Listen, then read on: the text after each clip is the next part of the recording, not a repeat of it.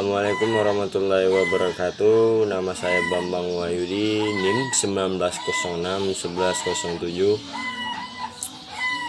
Di video kali ini saya akan membahas PowerPoint saya yang berjudul tentang Rule of Law.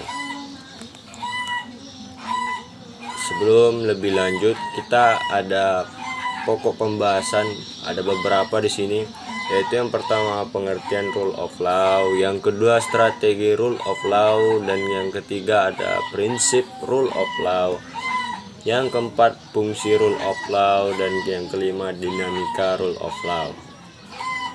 Sebelum lebih lanjut, kita masuk ke pokok pembahasan yang pertama, yaitu ada pengertian rule of law.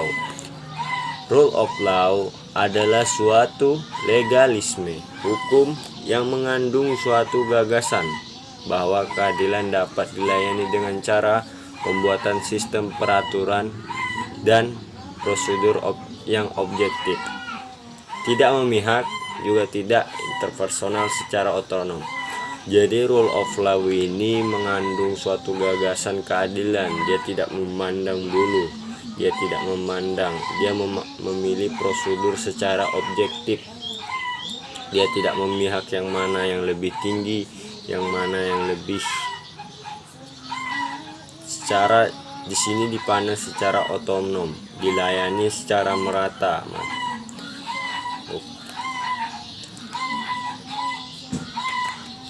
Dan selanjutnya ada konsep rule of law ini.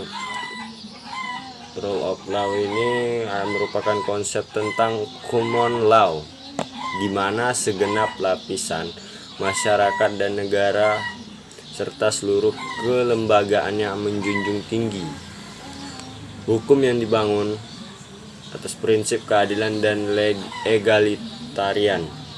Rule of law adalah rule by the law dan bukan rule by the man. Artinya di sini konsepnya ini supremasi hukum dibangun atas prinsip keadilan. Jadi hukum, konsep tersebut ini membahas tentang seluruh lembaga yang mendukung supremasi hukum yang di atas prinsip keadilan. Jadi sekali lagi tidak memandang siapa dia, di sini hanya memandang keadilan. Lanjutan, di sini ia lahir mengambil alih dominasi yang dimiliki kaum gereja, ningrat, dan kerajaan, menggeser negara kerajaan dan munculkan negara konstitusi dari mana doktrin rule of law ini lahir. Ada tidaknya rule of law ini dalam suatu negara ditentukan oleh kenyataan. Maksudnya lahirnya rule of law ini pertama kali dimiliki oleh kaum gereja, ningrat, dan kerajaan. Berarti sebelum negara ini bergeser ke negara konstitusi, rule of law ini didominasi atau diatur oleh kerajaan atau ningrat. Apakah rakyatnya benar-benar menikmati keadilan dan arti perlakuan yang adil baik sesama warga negara maupun dari pemerintah? Mana rakyatnya benar-benar menikmati keadilan, artinya rakyatnya itu memang sungguh-sungguh mendapatkan suatu keadilan dari pemerintahnya. Dan di slide ini ada pengertian rule of law menurut para ahli dari Sunarjati Hartono. Rule of law adalah tetap diakui bahwa sulit untuk memberikan pengertian rule of law, namun pada intinya tetap sama bahwa rule of law itu ada menjamin apa yang diperoleh masyarakat ataupun bangsa yang bersangkutan dipandang sebagai keadilan khusus pada keadilan sosial. Jadi rule of law ini memang sulit untuk diakui untuk memberikan penjelasan apa itu rule of law, tetapi intinya rule of law ini menjamin yang diperoleh masyarakat atau bangsanya yang bersangkutan, menjamin dari sudut pandang keadilan, khususnya pada keadilan sosial dari masyarakatnya sendiri. Itulah inti dari rule of law. Yang selanjutnya ada Friedman, yaitu mengemukakan rule of law itu adalah doktrin dengan semangat dan idealisme keadilan tinggi. Jadi Friedman ini menafsirkan rule of law itu adalah doktrin dengan semangat dan idealisme keadilan tinggi, berarti betul-betul menjunjung tinggi keadilan bagi rakyatnya, tidak memandang siapapun dia, keadilan harus ditegakkan dari rule of law tersebut menurut Friedman.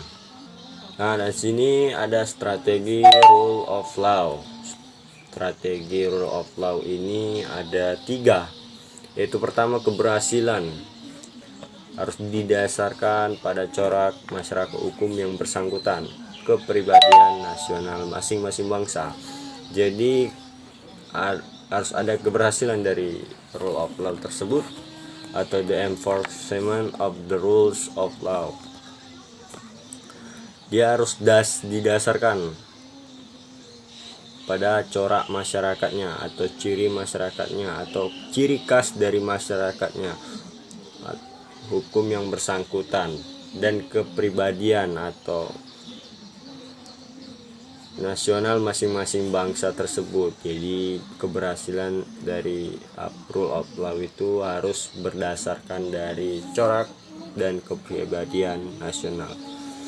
Yang kedua ada rule of law merupakan institusi sosial.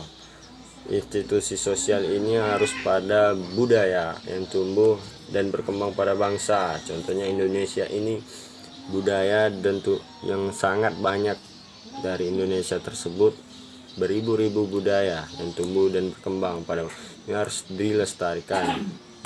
Ini merupakan institusi sosial.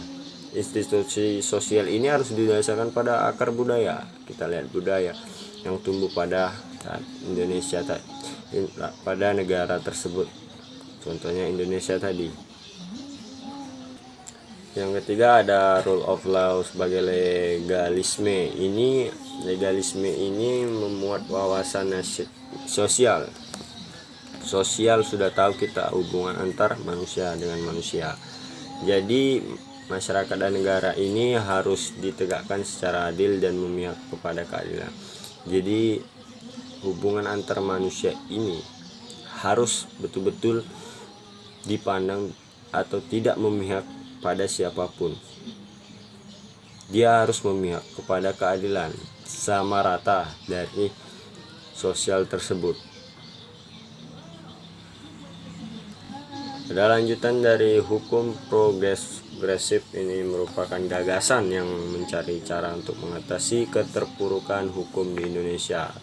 Secara lebih bermakna, hukum progresif ini yaitu dia gagasan atau pikiran untuk mencari cara atau pola untuk mengatasi atau menanggulangi keterpurukan hukum di Indonesia. Ada hukum Indonesia yang kurang diperhatikan atau keterpurukan hukum di Indonesia ini. Hukum progresif ini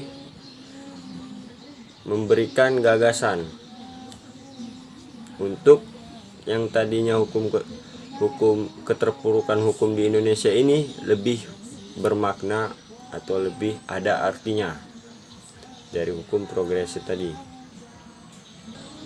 Ya, ada prinsip secara formal, yaitu in the formal sense. Rule of law ini tercantum pada Undang-Undang Negara Republik Indonesia tahun 1945 dan pada pasal-pasalnya. Poin rule of law itu pertama, yaitu suatu keadilan bagi seluruh rakyat Indonesia. Jadi keadilan. Rule of law ini bisa diartikan keadilan.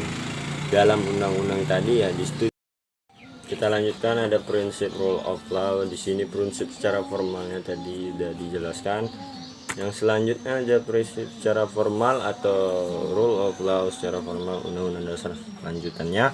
Negara Indonesia adalah negara hukum dari pasal 1 atau sampai 3. Ini bermakna negara Indonesia adalah negara hukum. Jadi setiap tindakannya ada hukumnya, kedudukannya junjung tinggi hukum pemerintah tanpa terkecuali. Jadi apapun itu resiko, apapun yang diperbuat pasti ada hukum dari negara Indonesia tersebut. Ada yang kedua, ada terus selanjutnya, setiap orang berhak atas jaminan, perlindungan, pengakuan serta kepastian. Bisa dibaca sendiri. Pada setiap orang berhak bekerja serta mendapatkan imbalan dan perlakuan dan adil dan layak hubungan kerjasama. Bisa dilihat sendiri di sini. Fungsi rule of law ini pada hakikatnya menjaminan secara formal terhadap rasa keadilan bagi rakyat Indonesia. Maksudnya sini keadilan secara menyeluruh atau secara sosial, tanpa melihat dia seorang pejabat, dia seorang petinggi negara, tetapi tidak semua dilihat, tetapi secara merata dilihat dari aspek sosial. Aspek sosial, sekali lagi aspek sosial ini berarti seluruh masyarakat yang ada di suatu negara tersebut harus mendapatkan keadilan. Itulah fungsi rule of law. Dia bersifat map atau instruksif bagi penyelenggara negara. Itu demikian adalah jaminan sosialnya atau jaminan keadilannya bagi masyarakat, terutama keadilan sosial. Jadi jaminan keadilan itu adalah dari rule of law itu terutama keadilan sosial. Itulah bersifat map dan instruksi itu dan penyelenggara negara. Dinamika rule of law. Pelaksanaan rule of law mengandung keinginan untuk terciptanya negatif hukum yang membawa keadilan bagi seluruh rakyat Indonesia. Mengandung keinginan untuk terciptanya negatif hukum. Maksudnya negatif hukum tersebut adalah dia hukum yang menyelonoh atau tidak sesuai pada tempatnya. Maka dari itu rule of law sangat erat kaitan dengan enforcement of the rule of law yang dijalankan pemerintah, terutama dalam hal penanganan hukum dan implementasi prinsip rule of law. Jadi implementasi dalam rule of law ini, pelaksanaannya itu adalah terciptanya keadilan sosial bagi seluruh rakyatnya. Itulah tadi penjelasan dinamikanya. Selanjutnya ada secara kuantitatif, ini peraturan perundang-undangannya dihasilkan oleh negara. Kuantitatif, dia bersifat kuantitatif, artinya bisa dihitung di peraturan undang-undangnya. Namun penerapannya atau implementasinya itu mencapai hasil yang optimal, sehingga rasa keadilan perluan pelaksanakan rule of law belum didasarkan sebagian besar masyarakat. Berarti rule of law ini belum merata pembagian pelaksanaan rule of law-nya. Jadi masyarakat belum ada yang merasakan keadilan tersebut. Baiklah, itu saja penjelasan hal-hal yang ada lagi hal-hal yang mengemukakan untuk dipertanyakan, antara lain untuk melaksanakan prinsip law, penegakan hukum di Indonesia dilakukan oleh lembaga penegak hukum. Jadi rule of law ini dilaksanakan oleh hukum di Indonesia oleh lembaga penegak hukum. Itulah tadi penjelasan slide PPT saya. Terima kasih. Wassalamualaikum warahmatullahi wabarakatuh.